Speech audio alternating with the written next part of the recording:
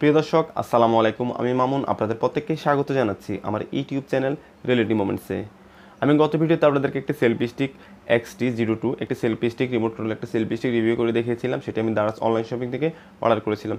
সেদিনকার ভিডিওতে আমি ভালো মতো আপনাদেরকে সেলফি স্টিক ব্যবহার দেখাতে পারিনি, তো আজকের ভিডিওর মাধ্যমে আমি selfie stick A to Z আপনাদের দেখানোর চেষ্টা করব। ভিডিওটি শুরু করার আগে আপনাদের প্রতি ছোট্ট একটা রিকোয়েস্ট, আপনারা যারা এখন আমার ইউটিউব চ্যানেলটি সাবস্ক্রাইব করেনি তারা লাল লেখাটি প্রেস করে সাবস্ক্রাইব করে নিতে পারেন। তাহলে ভিডিওটি শুরু করা যাক। সেলফি স্টিক আমি বাম হাতে নিয়েছি। বাম হাতে নেওয়ার পরে এটি যখন প্যাকেট থেকে বের হয় তখন এভাবে বাঁকায় থাকে। তো সেটিকে বাঁকা থেকে সোজা করার জন্য যেটি ক্যামেরার মাউন্ট আছে, সেটি মোবাইলের মাউন্ট আছে, সেটিকে সোজা করতে হবে, না হলে আপনার মোবাইলটা বসানো যায় না। এটি ব্যবহার হচ্ছে এভাবে সোজা করতে হয়।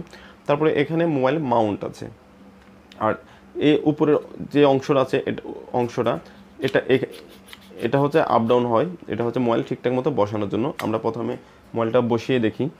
সেটা হচ্ছে আপনার মোবাইলটা বসানোর জন্য যে এখানে ঘাট আছে, এটা মাউন্টের জায়গা, সেখানে আস্তে করে আলতো করে প্রেশার দিতে হবে, বেশি প্রেশার দেওয়া যাবে না। তারপরে আসি এটির লম্বার দিক দিয়ে। এটা লম্বা এতটুকু হয়, তবে এটি হালকা মোবাইল হলে ঠিক আছে আমার মতে। যদি ভারী মোবাইল হয় আমার মনে হচ্ছে যে এটা গোড়া থেকে বা সেলফি স্টিকটা ভেঙে যেতে পারে, এটা মোবাইলের ক্ষয়ক্ষতি হওয়ার সম্ভাবনা অনেকখানি আছে। তারপরে এটা যদি আমরা বন্ধ করি, আমরা একটা জিনিস দেখি। এটা আমার মনে হচ্ছে যে আপনার ভিডিওগ্রাফির জন্য বা ফটোগ্রাফির জন্য যারা এগুলো করতে পছন্দ করেন তাদের জন্য এটা খারাপ হবে না।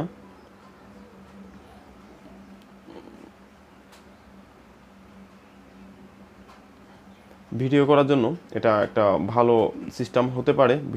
যারা ভিডিও করতে পছন্দ করেন, অর্থাৎ যারা ব্লগ টলগ করেন, বা হাতে নেওয়ার থেকে এটা অনেক ভালো হবে কম টাকার মধ্যে। আর তারপর আসি এখানে যে রিমোট আছে, রিমোটে কীভাবে কানেকশন করতে হয়।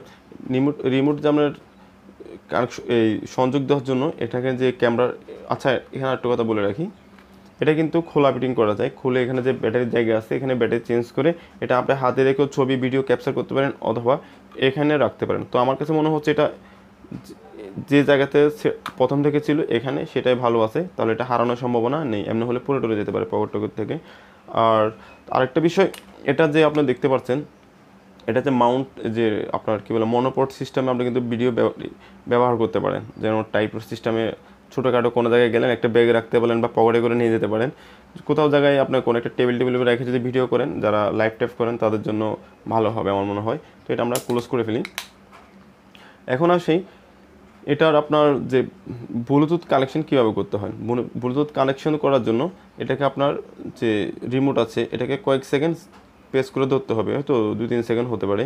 প্রেস করে চললে আপনারা দেখতে পাচ্ছেন, আমি জানি না, এখানে কিন্তু একটা লাইট জ্বলছে, গ্রিন লাইট। এটা সেলফি স্টিকের প্রকার ভেদে হয়তো এটা অন্য কোনো কালার হতে পারে। এখানে একটা লাইট মিডিমিডি করতেছে,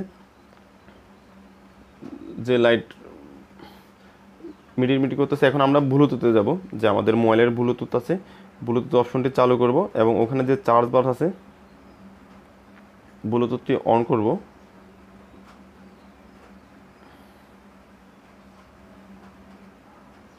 ব্লুটুথ অন করার পরে এখানে একটা ল্যাঙ্গুয়েজ সিলেক্ট করতে বলতেছে। তো আমার যে রাইট ক্লাসিক কিবোর্ড যেটা আছে সেটা আমি অফ করে দিয়েছি, সেটাকে অফ করে আবার অন করে দিয়েছি যেন আমার ব্লুটুথ কানেকশন। আমি জানি না এটা ওনারা কেন একটা ল্যাঙ্গুয়েজ কেন খুঁজেন। তো আমি যখন এটা আগেও কালেকশন করেছিলাম, তারপর আপনাদেরকে দেখাচ্ছি।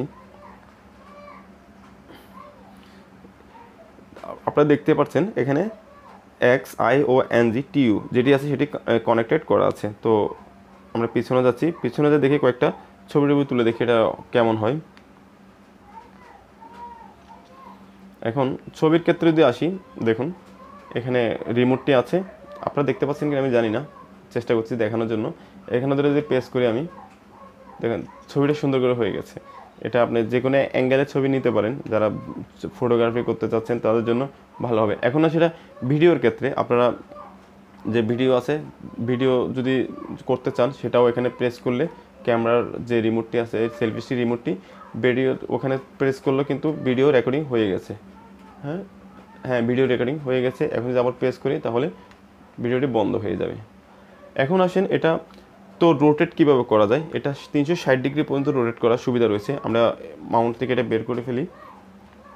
মাউন্ট বের করার পরে এটা এতক্ষণ আমরা দেখেছিলাম যে মোবাইল বাঁকা করা থাকে সেটিতে, কিন্তু এটা রোটেট করার জন্য আমরা যে ঘড়ির কাঁটা আছে, যেটা ক্লক মোড বলে হয়তো সম্ভবত, আমি জানি না ঠিকঠাক মতো, যে ঘড়ির কাঁটা আছে, কাঁটার যেদিকে ঘুরে সেদিকে এটাকে আলতো করে আলতো আলতো করে ঘোরাতে হয়। ঘোরানোর পর দেখুন এটা কিন্তু মোবাইলটা দাঁড় করানোর মতো একটা ব্যবস্থা হয়েছে। আমরা আর একটা জিনিস যেটা আপ ডাউন হয় যে সাইডটা, সেটাতে আস্তে করে মোবাইলটা এভাবে লাগিয়ে আস্তে করে ধাক্কা দিতে হবে, বেশি প্রেশার দিলে এটা থাকবে না, কারণ এটা প্লাস্টিকের বডি। এখানে দেখতে পাচ্ছেন, আচ্ছা রেকর্ডিংটা চালু আগে থেকে হয়ে গেছে, আপনারা দেখতে পাচ্ছেন। তো যারা ল্যাপটপ করেন তারা যদি এভাবে চান যে মোবাইলটা বসিয়ে তারপর ছবি তোলার জন্য, এটা খারাপ হবে না। তো এই ছিল এটা টুকিটাকি। আর এটা যেটা একটা খারাপ বিষয় সেটা হচ্ছে যে এটা বেশি লোড দিতে পারবেন না। মোটামুটি যাদের মোবাইল হালকা মোবাইল আছে তারা চাইলে এটা কিনতে পারেন, এত কম টাকায় খারাপ হবে না, আমার মনে হয় ভালো হবে। তো আজকের ভিডিও এখানেই। ভিডিওটি ভালো লাগলে একটি লাইক দিতে ভুলবেন না, এবং আপনাদের কথাবার্তা থাকলে আমাকে কমেন্ট বক্সের মাধ্যমে জানাবেন। তাহলে ভিডিওটি এখানে শেষ করছি, সবাই ভালো থাকবেন, আল্লাহ হাফেজ।